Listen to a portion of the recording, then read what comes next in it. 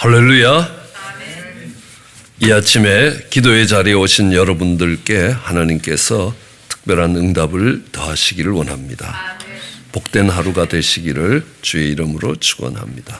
저희들 함께 봉독하실 하나님 말씀 마태복음 4장 1절로 11절 말씀 저와 여러분이 한 절씩 교대로 봉독하시겠습니다. 그때 예수께서 성령에게 이끌려 마귀에게 시험을 받으러 광야로 가사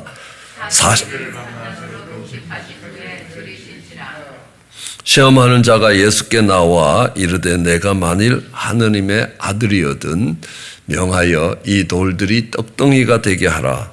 예수께서 대답하여 가라사대 이르되 사람의 떡으로만 살 것이 아니요 하나님의 입으로 나오는 모든 말씀으로 살 것이라 하였느니라 하시니.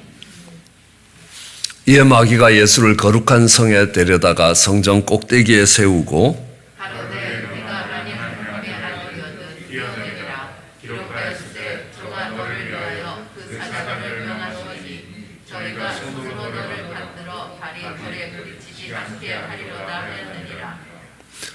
예수께서 이르시되 또 기록되었으되 주 너의 하나님을 시험치 말라 하였느니라 하신대.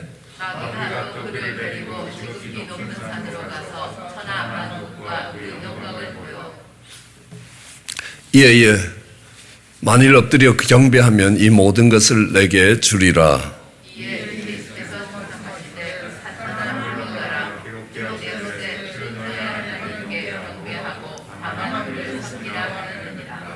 함께 봉독하시겠습니다. 이에 마귀는 예수를 떠나고 천사들이 나와서 수종드니라. 아멘. 이제 제자반의 제일 마지막 리더십, 그리고 리더십의 제일 마지막 주간이 됩니다. 모든 공부의 끝에 가면 케이스 스터디가 있습니다. 그러니까 박사과정을 진학해서 공부를 하니까 많은 것들을 배우는 줄 알았더니만 박사과정 교수님이 제일 편하겠다 싶더라고요. 왜냐하면 아티클, 논문을, 짧은 논문을 한 10페이지, 20페이지 되는 논문을 주고 논문을 읽고 난 뒤에 이 논문에 대해서 의견을 말해봐라. 이 논문이 잘 쓰여진 점은 뭐고 잘못된 점은 고쳐야 될 점은 어떤 것들인가, 이런 것들을 토론하게 하시고, 또 이제 어떤 기업체가 있는데 이 기업체가 어떻게 해서 이 자리까지 올 수 있게 됐나, 그 원인들을 찾아보라라고 이야기합니다. 그럼 학생들이 그러니까 수업 시간에 내내 다 준비를 하게 되는 겁니다.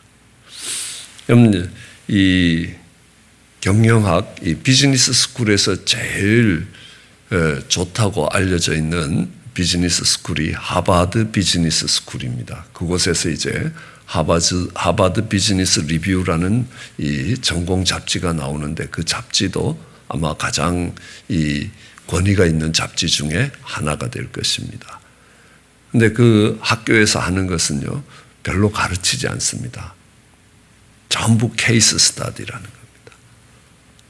이건 어떻게 된 것인가? 그러니까 회사의 이런 위기를 이 회사는 잘 극복했는데 어떻게 돼서 극복할 수 있었고, 또 여기는 잘 안 됐는데 왜 안 됐느냐. 그래서 저희가 수요 성경 공부를 통해서 성경 속에 있는 8분의 리더십에 대해서 배웠습니다. 예를 들어서 다윗의 리더십이다라고 이야기하면 물론 많은 중요한 요인들이 있습니다. 다윗이 훌륭한 왕으로서, 훌륭한 지도자로서 그 백성들을 이끌었던 모습들이 있습니다. 그러나 하나를 꼽으라라고 하면 무엇이겠는가 생각해 봤습니다. 다윗은 용서와 관용입니다. 다윗의 집안도 그랬습니다. 다윗의 고조 할아버지는 보았습니다. 룻이라는 모압 여인을 받아들이는 걸 봅니다. 그 아버지는 살롬이랍니다. 그래서 그는 이 기생 라합을 아내로 맞이하는 겁니다. 그러니까 그것들을 보면서 다윗의 집안이, 다윗의 혈통이 어땠는가라는 것들을 알 수 있습니다. 다윗도 모든 잘못된 길을 가던 사람들이 돌이켜서 하나님께로 돌아올 때 그가 품어 안았던 것들을 볼 수 있습니다. 다윗은 거래를 하러 온 사람들은 거절했지만, 그러니까 은혜를 구하며 오는 사람들은 다 받아주었습니다. 그러므로 통일 왕국을 이룰 수 있었죠. 그러니까 모세의 부분은 어떨까라고 하면 모세는 온유했습니다. 온유하다는 건 웬만해서 신경질 안 내더라는 겁니다. 그리고 모세는 그 충성됨이 뛰어났다는 겁니다. 때로는 포기하고 싶을 때도 하느님 앞에 서 있는 자신의 모습을 보면서 충성스럽게 갔다라는 것들을 알 수 있습니다. 그렇게 8분의 리더십에 대해서 저희가 자세히 살펴봤습니다. 그런 것들은 조금 더 수요 성경 공부를 통해서 살펴보고, 이번 주간에는, 남아있는 시간에는 이 예수님의 리더십에 대해서 살펴보려고 합니다. 제일 먼저 우리는 시편 23편을 살펴보았습니다. 이미요. 시편 23편에 보면 여호와는 나의 목자시니 내가 부족함이 없다라는 겁니다. 이 다윗은 예수님을 목자로 부르고 있습니다. 목자는 별로 좋은 직업이 아닙니다. 양떼들과 함께 오랜 여행을 해야 되는 겁니다. 풀을 찾아서 많게는 6개월씩도 이 풀밭을 찾아서 돌아다닐 때가 있다라고 이야기합니다. 그런 것처럼 그뿐만이 아닙니다. 예수님이 태어나실 때 인구조사를 하지 않습니까? 이 로마 제국의 인구가 얼마나 되나 이걸 조사를 하는데 면제된 사람들이 있습니다. 인구조사에 참석 안 해도 되는 사람들이 있습니다. 누구냐 하면 목자들입니다. 저들밖에 목자들이 자기 양떼를 지키고 있다는 겁니다. 이 사람들도 고향으로 가야 되는 겁니다. 그런데 고향으로 가지 않아도 되는 사람입니다. 그러니까 쉽게 이야기하면 인간 같지 않는 사람을 인간에 포함 안 시켜도 되는 사람들이 목자라는 겁니다. 근데 예수님이 그 목자로 오셔서 그 양이 된 그 다윗이 내가 부족함이 없을 것이다 라고 고백합니다. 말씀드렸듯이 내가 지금 현실에서 모든 것이 만족스럽다는 것이 아니라는 겁니다. I shall not be wanted. 미래형을 사용합니다.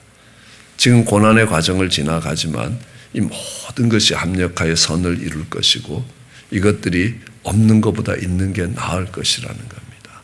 그렇기 때문에 내가 온전해지고 정말 하나님을 닮아가는 모습으로 보호받는 양떼로 걸어가게 될 거다. 왜냐하면 그가 나를 푸른 풀밭에 누이시고 실만한 물가로 인도하시고 또 내 영혼을 소성시키시고 의의 길로 인도하시고 사망의 음침한 골짜기를 지나갈 때도 함께 하시고 또 보호해 주시고 안위해 주시고 안전하게 호위해 주시고 또 정말 머리에 기름을 바르시고 상을 베푸시고 그래서 내 잔이 넘치게 한다는 겁니다. 그래서 내가 여호와의 집에 영원히 거하리라라는 결단을 내릴 수 있게 해주시는 것입니다. 이제 그 하나하나에 대해서는 또 시편 23편을 통해서 강해를 통해서도 잘 살펴보았습니다. 그리고 생명의 말씀사에서 나온 양과 목자라는 책을 읽어보면 참 감동스러운 이야기들이 많이 있습니다. 이 목자가 양을 대해서 어떻게 해야 되는가. 그 책을 읽으면서 많이 눈물이 났습니다. 이게 예수님의 모습이구나라는 겁니다. 이제 예수님의 리더십이 나올 수 있는 하나하나를 조금 더 자세히 살펴본다면 예수님의 이 리더십의 리더로서의 시작은 예수님도 이 시험을 통해서 오늘 읽은 본문의 3가지 시험을 통해서 이제 예수님의 리더로서 또 우리는 그걸 공생애라고 이야기합니다.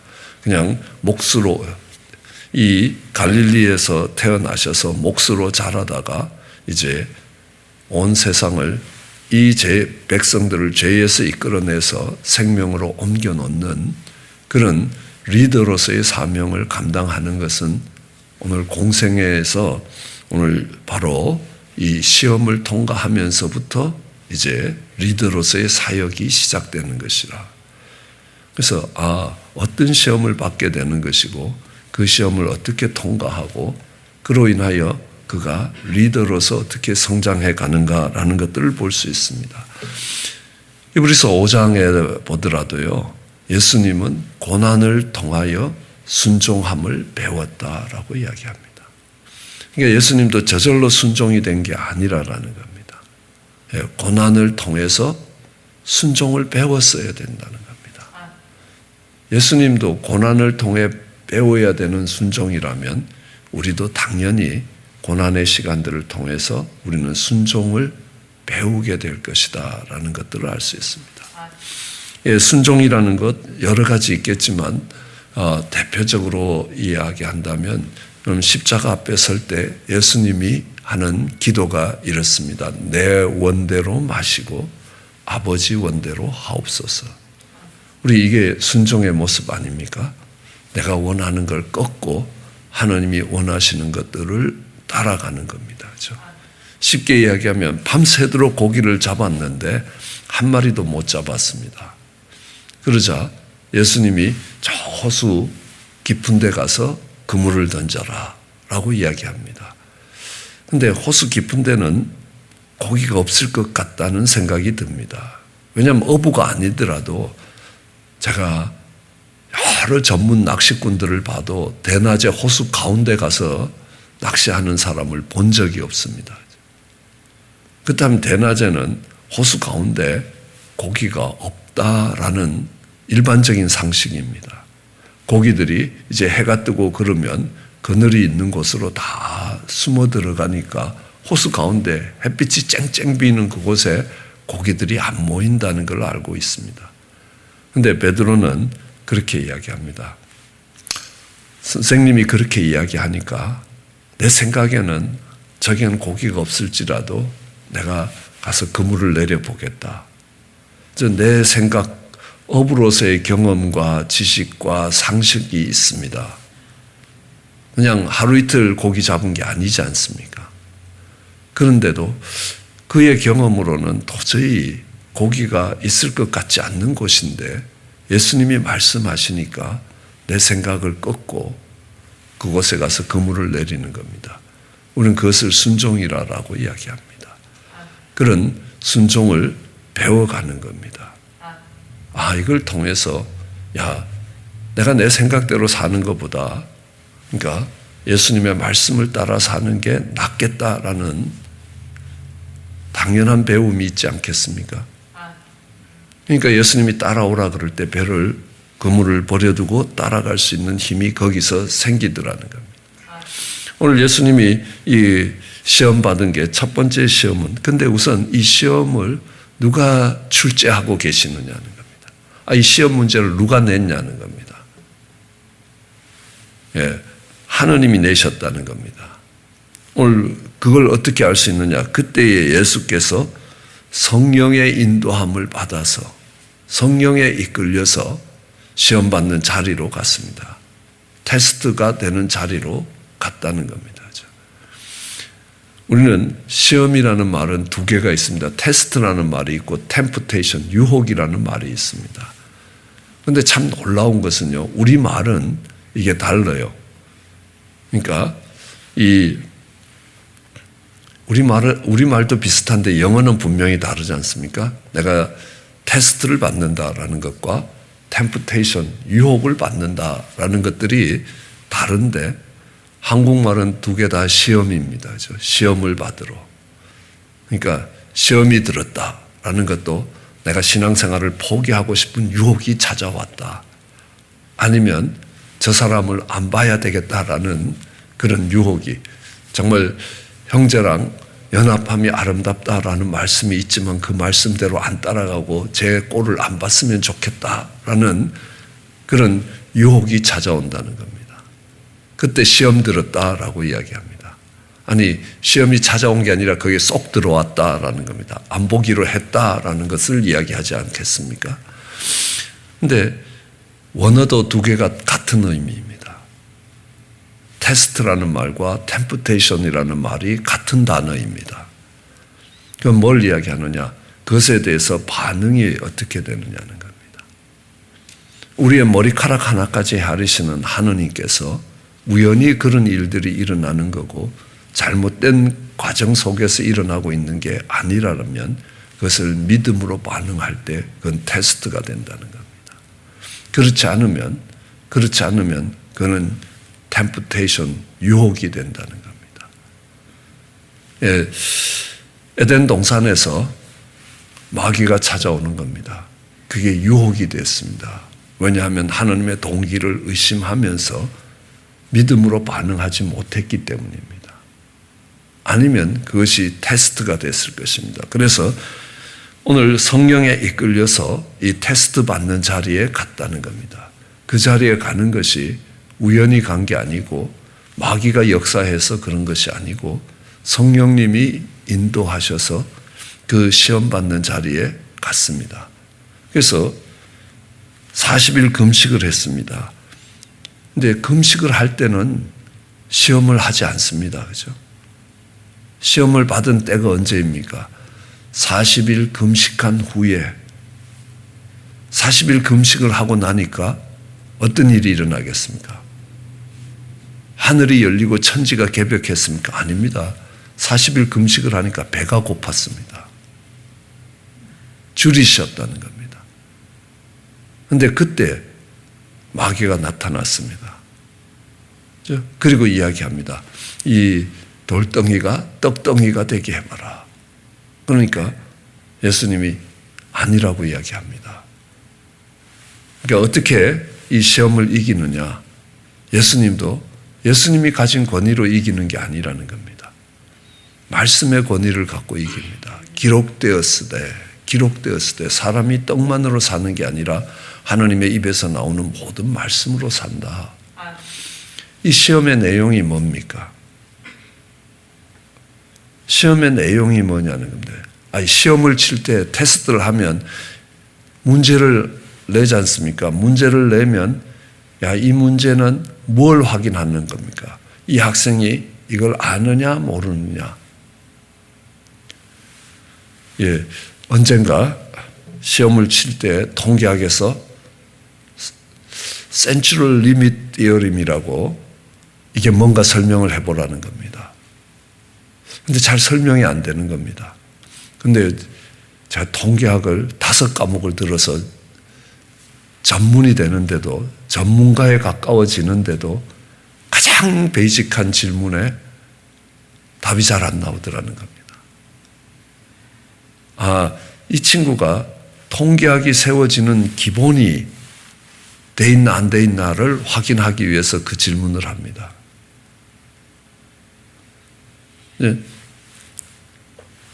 이 목사가 되기 위해서 시험을 칠 때 꼭 하는 질문이 있습니다. 그러니까 하나님이 당신을 목사로 부르신 것을 증명해 보라는 겁니다. 그때부터 앉아있는 시험관들은 그거 아니잖아 라는 걸로 계속 이야기합니다. 그럼에도 불구하고 하나님이 나를 부르셨다는 것을 여기 앉아있는 사람들을 좀 확신시켜 주라. 그래야 당신이 사역을 해가는 동안에도 내가 이 자리에 서 있고 아무리 고생이 되더라도 하나님이 부르시고 하나님이 세우셨다면요 넉넉히 이겨갈 수 있습니다. 그러니까 목사로서 어떤 조건보다도 중요한 것이 부르심에 대한 확신이라는 겁니다. 하나님이 이 자리로 나를 부르셨다라는 데 대한 확신이 있을 때 그것은 정말 남은 목회 생활을 해가는데 가장 중요한 요인이 된다. 그렇기 때문에 테스트를 할 때 그걸 묻습니다. 그죠? 그래서 어느 날 꿈에 하나님이 황홀하게 그렇게 말씀하셨다. 그러면 모든 목사가 그렇게 부름을 받아야 되느냐라는 아니지 않습니까? 그죠? 그러니까 거기서 하나님이 부르실 때는 반드시 하나님의 말씀을 사용하신다는 겁니다. 그 말은 다르게 표현하면 하나님이 너를 부르실 때 어떤 말씀을 주셨느냐라는 것과 같은 말인데 그렇게 묻지를 않고 그러니까 어떻게 확신할 수 있느냐라는 형태로 묻지만 답은 그렇습니다. 오늘 예수님이 이 시험에 대해서 말씀으로 이겨갑니다. 그죠? 첫 번째 시험에 대해서 신명기 8장 3절에 나오는 말씀입니다. 두 번째 말씀은 시편 91편에 나오는 말씀입니다. 세 번째 시험은 신명기 6장 16절에 나오는 말씀으로 대답합니다. 이 사람이 이제 영적인 지도자가 될 수 있다라는 것은 뭘로 시작된다는 것들을 통일된 견해가 무엇이겠습니까? 내가 가면서 어떤 어려운 문제가 부딪히게 될 것입니다. 그러니까 우리가 시험을 받게 될 것이라는 겁니다. 그걸 말씀으로 이길 거냐는 겁니다. 그 말씀이 갖춰져 있느냐는 겁니다. 그 말씀이 갖춰져 있지 않으면요, 마귀가 얼마든지 그럴듯한 생각을 말씀인 것처럼 해서 집어넣어 줄 수 있다는 겁니다. 한번 보십시오. 두 번째는요, 더합니다. 그죠? 마귀가 와서 뭐라고 이야기합니까? 예수님을 거룩한 성에 데려다가 성전 꼭대기에 세우고 네가 만일 하나님의 아들이거든 뛰어내려라 라는 겁니다. 그죠? 그러면 너를 위하여 사자를 명하시리니 그들이 내 손으로 너를 받들어 발이 돌에 부딪히지 않게 하리라. 여기 성경 구절입니다. 성경에 이렇게 약속되어 있지 않느냐? 오늘 쉽게 이야기하면 우리가 잘 아는 마가복음 끝부분에 가면 믿는 자에게는 이런 표적이 따르리니, 그러니까 무슨 독을 마셔도 해를 입지 아니하고 하면서 쭉 나오는 겁니다. 그래서 청산가리를 내놓고 먹어봐라.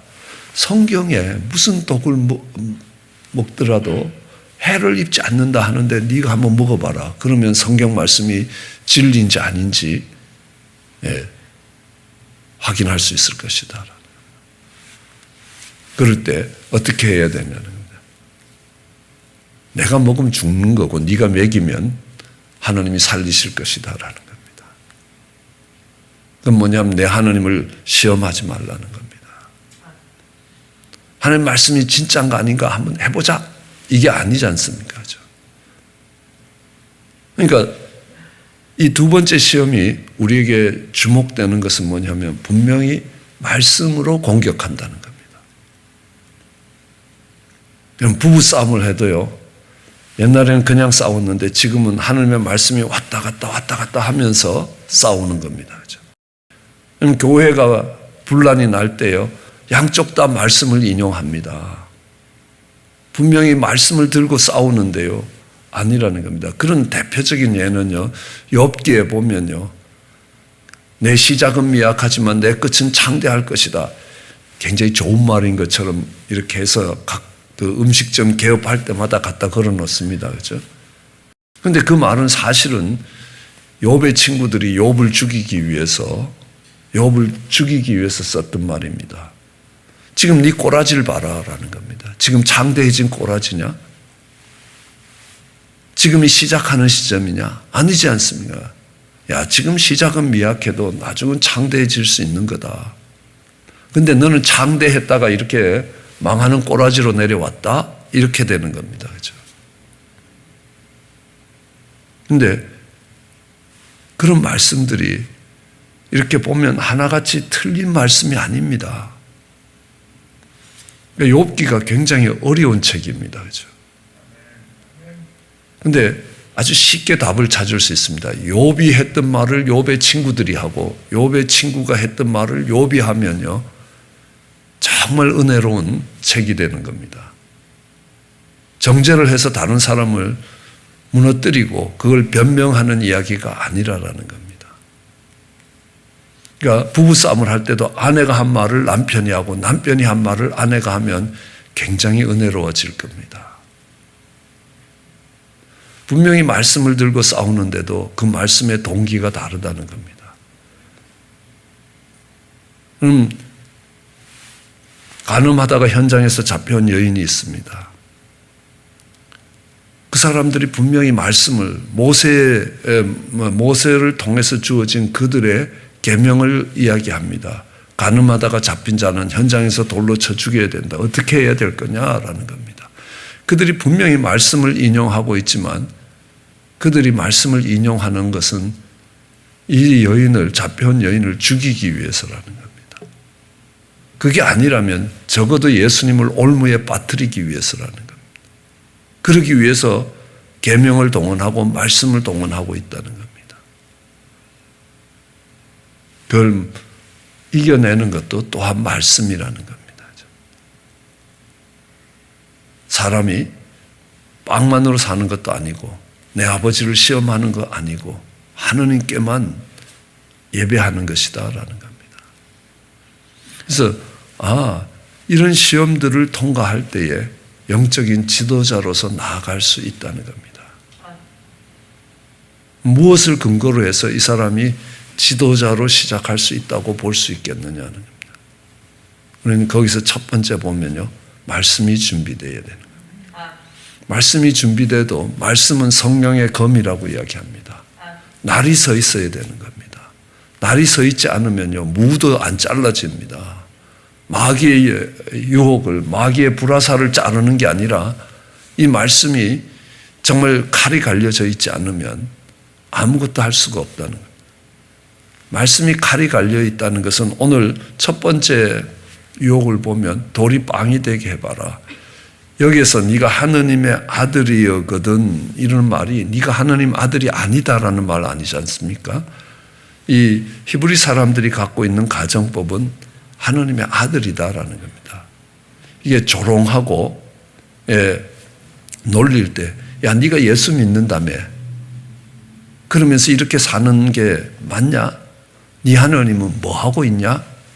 이렇게 할 때 네가 예수 믿는 게 아닌 거고 내가 네가 예수 믿는 거 인정을 하는데 네가 사는 꼴을 보니까 전혀 하나님이 너를 축복하시지 않고 정말 너처럼 신앙생활 하는데 축복 안 하는 거 보니까 하나님이 고약하신 하나님이거나 아니면 하나님이 안 계시거나 둘 중에 하나일 거다. 그런 이야기 아니겠습니까? 네가 하나님의 아들이면 돌이 빵이 되게 해라. 너 지금 배고프지 않냐는 겁니다. 이런 시험을 저희 아버지는 이렇게 표현하시더라고요. 교회 가면 밥을 주냐 떡을 주냐 그래요. 근데 제가 교회 와보니까 밥도 자주 주고 떡도 자주 주고 있긴 합니다만은요.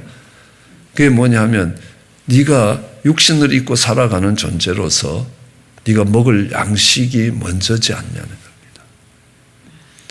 이 시험의 내용은 그렇습니다. 내 존재론에서 내가 어떤 사람인가에서 내가 육을 입고 살아가는 사람이냐 영적인 존재냐라는 겁니다. 어느 존재가 앞서냐는 겁니다.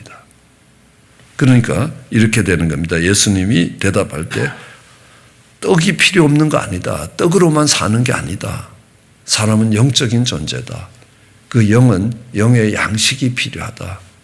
그 영의 양식이 뭐겠습니까? 하나님의 입에서 나오는 모든 말씀으로 산다. 그러니까 이 첫 번째 유혹이 나올 때는 성경 속에 많은 말씀이 있지만 이 말씀이 갈 때에 이 마귀가 지금 사기를 치다가 들통이 났다는 겁니다. 이건 사기라는 겁니다. 그러나 진리가 그 자리에 딱 선포되니까 이 거짓이 드러나게 되고 마귀는 거짓이 드러나면 더 이상 힘이 없다는 것. 그러니까 이게 거짓이라는 걸 밝힐 수 있는 말씀이라야 됩니다. 내가 이 문제의 핵심이 되는 말씀이 뭐냐? 내가 성경을 많이 안다는 게 중요한 게 아니라는 겁니다. 그럴 때에 이 공격을 대항할 수 있는 진리가 어떤 진리인가? 이게 말씀에 날이 서 있는 것입니다. 그리고 두 번째는 우리가 한 번 더 주목해 볼 수 있는 것이요. 두 번째 시험을 받을 때 이 시험은 세 가지 시험이 다 광야에서 일어난 거 아닙니다. 첫 번째만 광야입니다. 두 번째는요. 성전 꼭대기입니다. 그럼 성전 꼭대기가 뭡니까? 모든 사람이 믿음 좋다고 박수 칠 때라는 겁니다. 그때가 시험 받을 때라는 겁니다. 열심히 새벽 예배도 나가는 믿음 좋으신 분이라는 겁니다. 한번 비즈니스에서 멋지게 한번 해봐라. 네가 이렇게 한번 시도해봐라. 남들이 못하는 거 한번 해봐라. 그럼 하느님이 하게 해주시지 않겠냐는 거예요. 그다음 세 번째는요. 성전 꼭대기가 아니에요. 세 번째는 어디로 갑니까? 지극히 높은 산에서. 이제는 교회 안에서가 아니라 세상에서도 높은 자리에 올라가 있다는 겁니다. 남들이 쳐다보는 자리에 가 있다는 겁니다.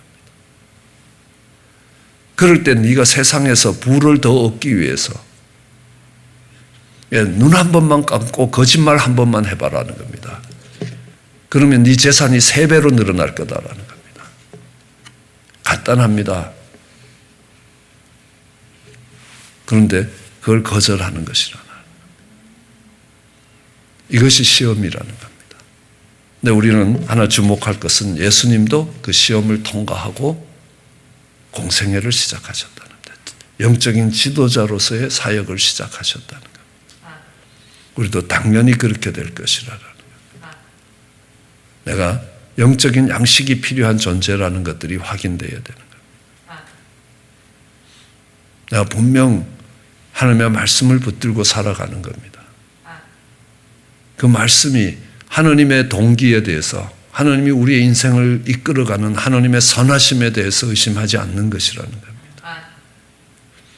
내가 기대하지 않았던 일들이 내 삶에 많이 펼쳐질 것입니다. 그러나 그것이 하나님의 선하신 동기를 의심하는 쪽으로 가지 않는다는 겁니다. 세상의 것을 얻기 위해서 세상의 수단을 동원하지 않겠다는 겁니다.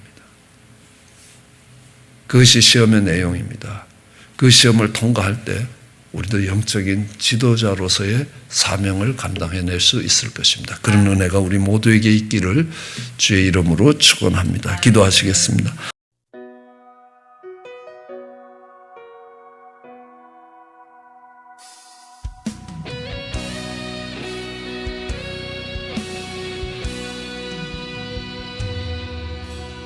영광의 빛을 비춰주시고